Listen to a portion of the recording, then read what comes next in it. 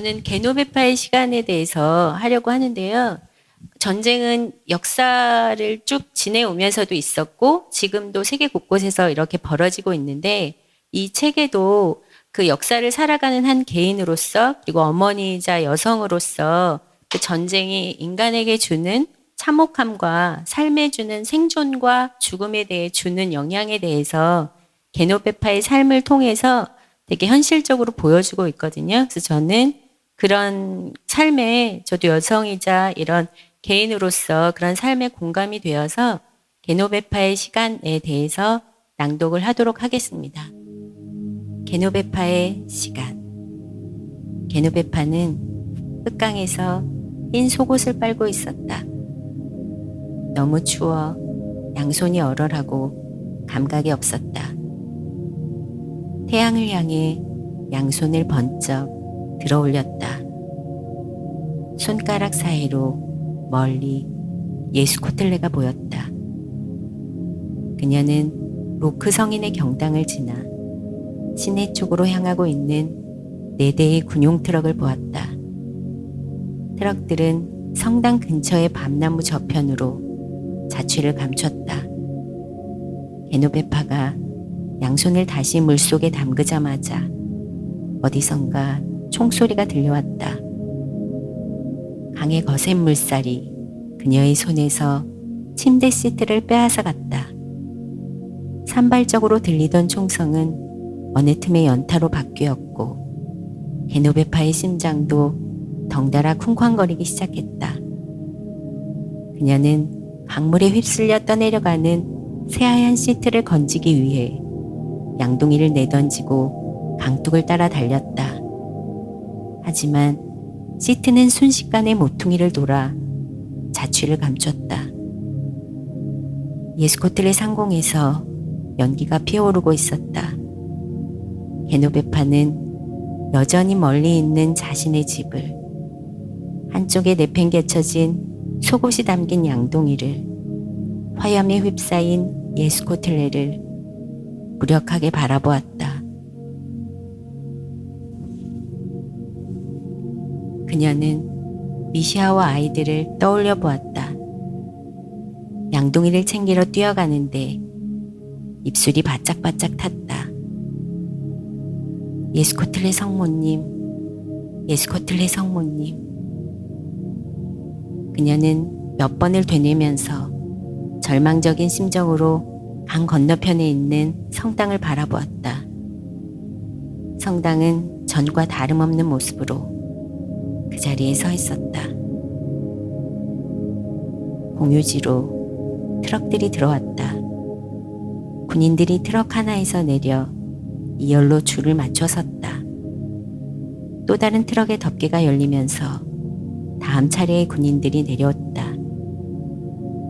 밤나무 그늘에서 민간인들의 행렬이 모습을 드러냈다. 그들은 어디론가 뛰어가기도 하고 넘어졌다 일어나기도 하고 함께 짐을 지거나 차를 밀기도 했다.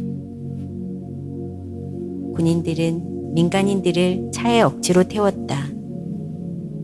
모든 일이 하도 순식간에 벌어져서 목격자인 게노베파도 사건의 개요를 제대로 파악할 수가 없었다. 석양빛에 눈이 부셔서 눈 주위에 손그늘을 만들었다. 그러자 단추를 풀어 헤친 채 개버딘 셔츠를 입고 있는 늙은 슐로모와 밝은색 머리카락을 가진 게르츠네와 킨델레 자식들이 보였다. 푸른 드레스를 입은 샘베르트 부인과 갓난아기를 품에 안은 그 딸도 있었다.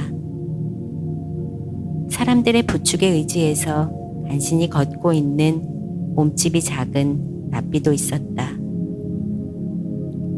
그 속에서 게노베파는 어린 아들의 손을 잡고 걸어가고 있는 엘리의 얼굴을 똑똑히 보았다. 잠시 후 약간의 소동이 벌어지면서 군인 행렬이 사람들에 의해 뚫렸다.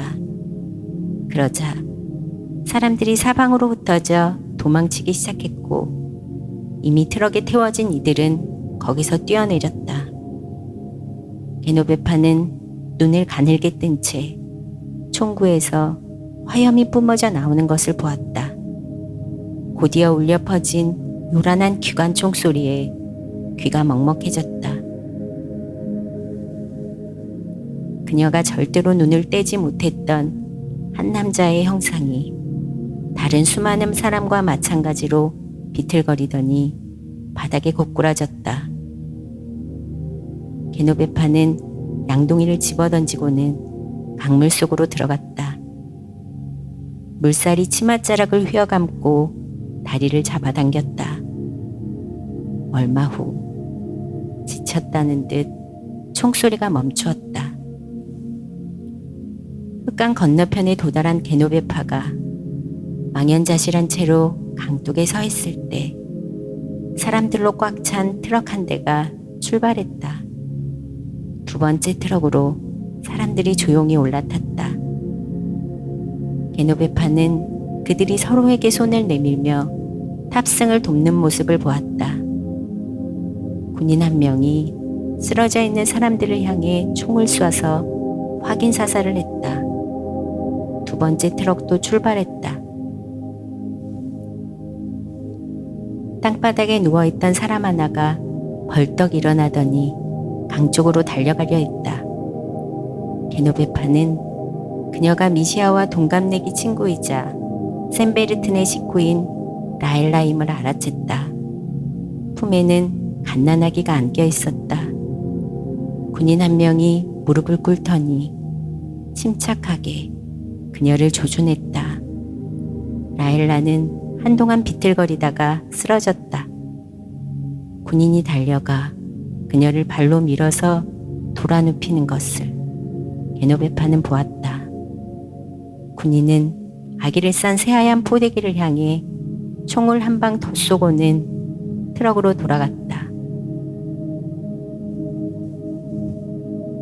게노베파는 다리가 후들거려서 그 자리에 무릎을 꿇고 앉아야만 했다. 트럭들이 모두 떠난 뒤 게노베파는 간신히 자리에서 일어나서 공유지를 가로질러 갔다. 다리가 돌처럼 무거워서 의지대로 움직여지질 않았다. 물에 젖은 치맛자락이 자꾸만 그녀를 땅바닥으로 끌어당겼다. 엘리는 잔디밭에 웅크린 채 쓰러져 있었다. 게노베파는 수년 만에 처음으로 가까이서 그를 보았다. 그녀는 엘리 옆에 주저앉았다. 그날 이후 게노베파는 다시는 걷지 못했다.